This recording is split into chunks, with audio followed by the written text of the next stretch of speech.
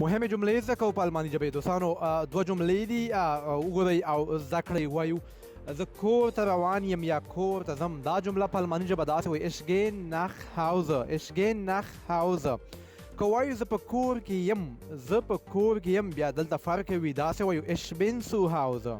ich bin zu Hause. زه په کور کې یم. پاسو ګورئ زه کور ته روان یم او لاندې کور کې یم.